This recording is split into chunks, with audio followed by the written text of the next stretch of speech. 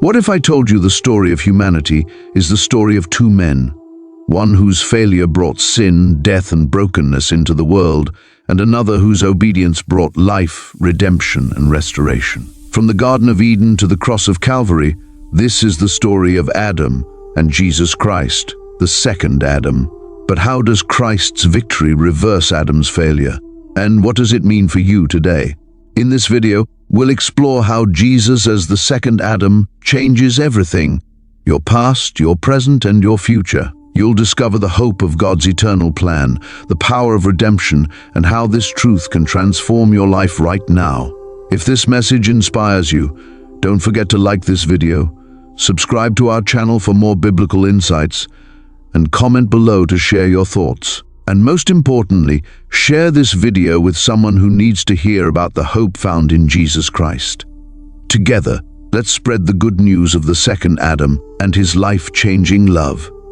In Genesis chapter 2 and 3, we read the foundational story of creation and the fall. Adam was created as the pinnacle of God's creation, uniquely made in God's image. Genesis chapter 1 verses 27, and given the responsibility to rule over the earth and care for it. Genesis chapter 2 verse 15 tells us, "The Lord God took the man and put him in the Garden of Eden to work it and take care of it." Among the lush beauty of the garden, God set one clear boundary. In Genesis chapter 2 verses 16 to 17, we hear God's command, "You are free to eat from any tree in the garden, but you must not eat from the tree of the knowledge of good and evil, for when you eat from it you will certainly die." But this divine instruction was tested when the serpent, described as cunning and deceitful, questioned God's word. The serpent planted doubt, saying, "Did God really say you must not eat from any tree in the garden?" Genesis chapter 3 verse 1. In a tragic moment of disobedience, Adam and Eve succumbed to the temptation.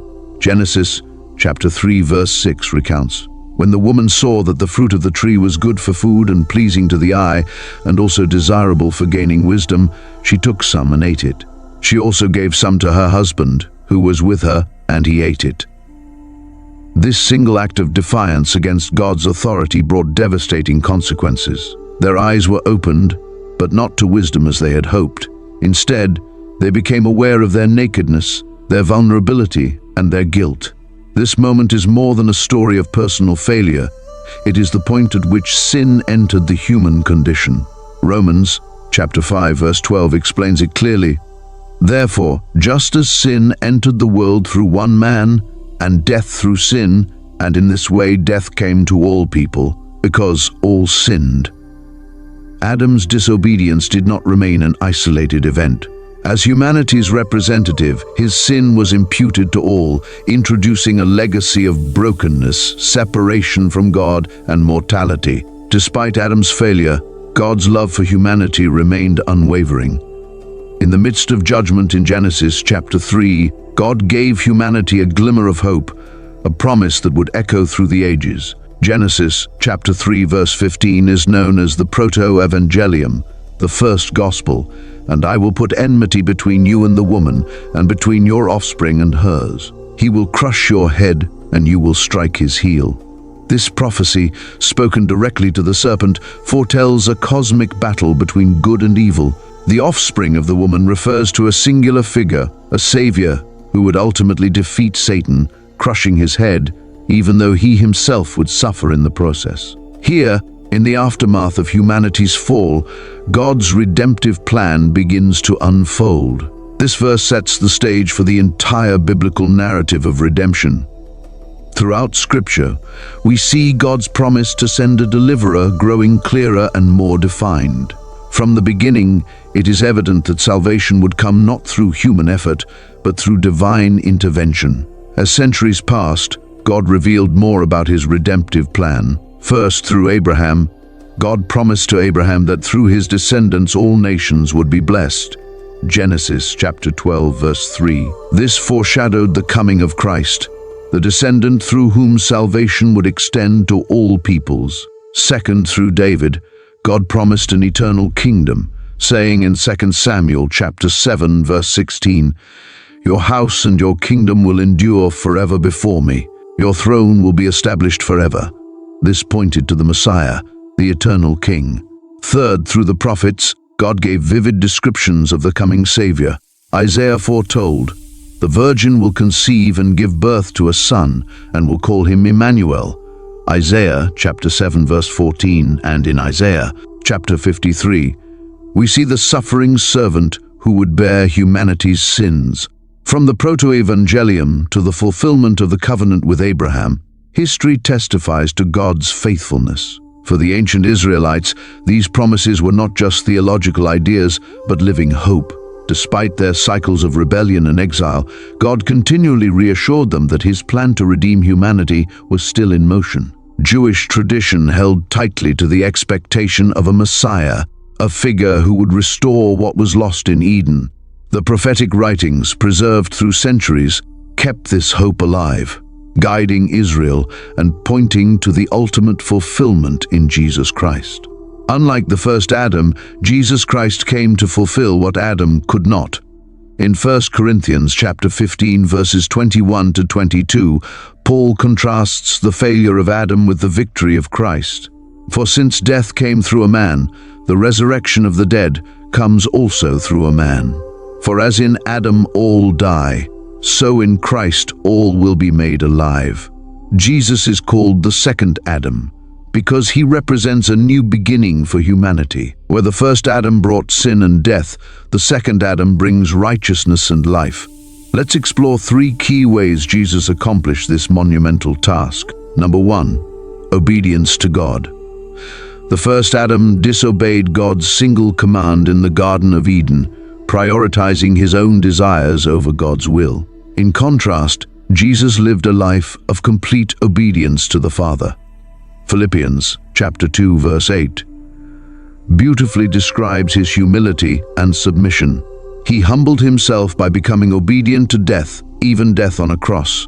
From the beginning of his ministry to his final moments on the cross, Jesus demonstrated unwavering obedience. In the Garden of Gethsemane, facing unimaginable suffering, he prayed, "My Father, if it is possible, may this cup be taken from me. Yet not as I will, but as you will." Matthew chapter 26 verse 39. Through his perfect obedience, Jesus reversed the disobedience of Adam, restoring the relationship between God and humanity. Number 2, triumph over temptation. Adam's failure began with a temptation in the lush Garden of Eden, where the serpent's lies led him to sin. Jesus, however, faced Satan's temptations in the harsh wilderness after fasting for 40 days and nights.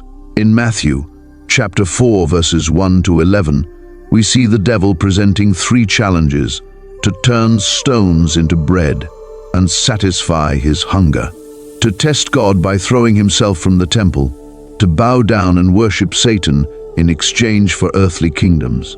Each time, Jesus responded with the word of God, firmly rejecting Satan's lies. His victory over temptation demonstrated his role as the sinless Savior and established his authority over the devil. Hebrews chapter 4 verse 15 reminds us, "For we do not have a high priest who is unable to empathize with our weaknesses, but we have one who has been tempted in every way, just as we are, yet he did not sin."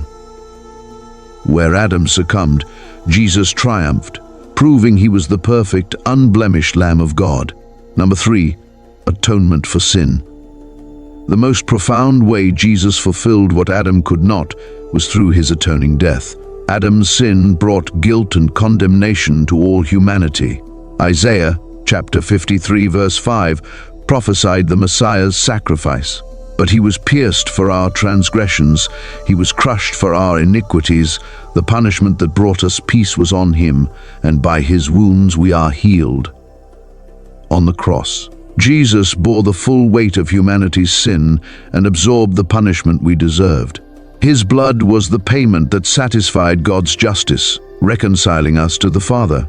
Romans chapter 5 verse 19 declares, "For just as through the disobedience of the one man the many were made sinners, so also through the obedience of the one man the many will be made righteous." Through his death and resurrection, Jesus defeated sin and death, securing eternal life for all who place their faith in him. Jesus' title as the second Adam reflects his role as the representative of a new humanity. Just as Adam's failure had universal consequences, Jesus' victory has universal implications for those who believe in him. Through him, we are no longer defined by the curse of sin, but by the gift of grace. Through his resurrection, Jesus Christ not only secured forgiveness for our sins, but also guarantees the restoration of all that was lost in Adam. This restoration goes beyond individual redemption. It encompasses the renewal of the entire created order. The curse that began in Eden will one day be fully reversed, as described in Revelation chapter 21, verses 1 to 4. Then I saw a new heaven and a new earth, for the first heaven and the first earth had passed away, and there was no longer any sea. I saw the holy city, the New Jerusalem, coming down out of heaven from God, prepared as a bride beautifully dressed for her husband. And I heard a loud voice from the throne saying, "Look, God's dwelling place is now among the people, and he will dwell with them. They will be his people, and God himself will be with them and be their God. He will wipe every tear from their eyes. There will be no more death or mourning or crying or pain, for the old order of things has passed away." This passage paints a breathtaking picture of God's ultimate plan: to dwell with his people in a restored creation, free from the effects of sin and death. This promise of restoration is central to the Christian faith.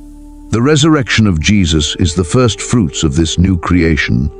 1 Corinthians chapter 15, verses 20 to 23. Just as Jesus' glorified body was raised imperishable, so too will the redeemed experience resurrection life in a perfected world.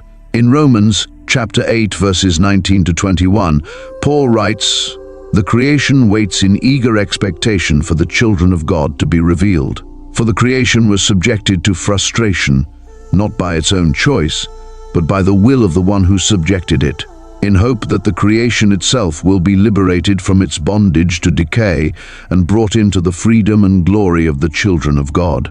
This restoration is cosmic in scope. Every trace of sin's corruption, disease, disaster, decay will be undone. The earth itself will be transformed into a place of perfect beauty and peace, reflecting God's glory. What does this mean for us today? First, it gives us hope. In a world filled with suffering, we can hold on to the promise that pain and death will not have the final word. As 2 Corinthians chapter 4, verse 17 reminds us, "For our light and momentary troubles are achieving for us an eternal glory that far outweighs them all." Second, it calls us to live in anticipation of this future reality. Peter writes in 2 Peter chapter 3, verses 13 to 14, "But in keeping with his promise, we are looking forward to a new heaven and a new earth where righteousness dwells." So then, dear friends, since you are looking forward to this, make every effort to be found spotless, blameless, and at peace with him. Living in light of this promise means aligning our lives with God's purposes, sharing the gospel, and stewarding his creation faithfully. The vision of a renewed earth has inspired believers throughout history. Early church fathers like Irenaeus wrote extensively about the resurrection and the restoration of creation, emphasizing that God's work of redemption would not only save souls, but also renew the physical world. Medieval theologians saw the hope of restoration as central to their understanding of salvation history, while modern scholars highlight its relevance in a world grappling with environmental and social brokenness. In Christ, we are given a glimpse of the future, a future where death is defeated, tears are wiped away, and joy reigns eternal. This promise is not just a distant dream, it is the anchor of our faith and the source of our strength in the present. Revelation chapter 22, verses 1 to 2, describes the river of the water of life, flowing from God's throne, bringing healing to the nations. On each side of the river stood the tree of life, bearing 12 crops of fruit, yielding its fruit every month. And the leaves of the tree are for the healing of the nations. This imagery connects back to Eden, showing that what was lost through Adam is now fully restored through Christ. So, what does the truth of Jesus as the second Adam mean for us today? Paul provides a powerful answer in Romans chapter 5, verse 17. For if, by the trespass of the one man, death reigned through that one man, how much more will those who receive God's abundant provision of grace and of the gift of righteousness reign in life through the one man, Jesus Christ? This verse reminds us that through faith in Jesus, we are no longer bound by Adam's failure. Instead, we are made new, empowered to live in obedience to God, filled with His grace, and called to share the hope of redemption with the world. The fall of Adam brought the reign of sin and death into the world, but through Jesus, the second Adam, believers are set free. Romans chapter 6 verse 14 declares, "For sin shall no longer be your master, because you are not under the law, but under grace." This means that the power of sin is broken in the lives of those who trust in Christ. We no longer have to live as slaves to our old sinful nature. Instead, we walk in the freedom and newness of life that Jesus offers. Galatians chapter 5 verse 1 encourages us, "It is for freedom that Christ has set us free. Stand firm then, and do not let yourselves be burdened again by a yoke of slavery." Through Jesus, we are not only forgiven, we are transformed. 2 Corinthians chapter 5 verse 17 reminds us, "Therefore, if anyone is in Christ, the new creation has come. The old has gone, the new is here." As new creations in Christ, we are empowered by the Holy Spirit to live in obedience to God. This means walking in righteousness, growing in holiness, and reflecting the character of Christ in our daily lives. Jesus himself said in John chapter 14 verse 12, "Very truly I tell you, whoever believes in me will do the works I have been doing, and they will do even greater things than these, because I'm going to the Father." We are called to live with purpose, using our gifts to serve God and bring His love to others. The truth of Jesus as the second Adam compels us to share this hope with others. In Matthew chapter 28 verses 19 to 20, Jesus gave the Great Commission, "Therefore go and make disciples of all nations, baptizing them in the name of the Father, and of the Son, and of the Holy Spirit, and teaching them to obey everything I have commanded you." Sharing the gospel is not just a task, it is a natural response to the transformative power of Christ in our lives. We have been entrusted with the greatest message of hope, that through Jesus, anyone can be reconciled to God, set free from sin, and made new. Finally, the truth of Jesus as the second Adam gives us hope for the future. In Him we have the promise of eternal life, a restored relationship with God, and the joy of living in His presence forever. As Paul writes in Philippians chapter 3 verses 20 to 21, "But our citizenship is in heaven, and we eagerly await a Savior from there, the Lord Jesus Christ, who, by the power that enables Him to bring everything under His control, will transform our lowly bodies so that they will be like His glorious body." This eternal perspective transforms how we live today. We can endure trials with patience, love others sacrificially, and live boldly for Christ, knowing that our ultimate hope is secure in Him. This truth is not just for us to know, it is for us to live. We are called to walk in freedom, knowing we are no longer slaves to sin. Pursue holiness, empowered by the Spirit to reflect Christ in our lives. Share the gospel, inviting others into the life-changing hope of Jesus. Live with joy, looking forward to the day when God will make all things new. Through Jesus, the second Adam, we have not only a restored relationship with God, but also a mission to be His light in a dark world. Thank you for joining us today. If you found this message meaningful, don't forget to like, comment, and subscribe to support our channel. Share this video with someone who needs to hear about the hope found in Jesus Christ. Until next time, may the grace and peace of the second Adam fill your life.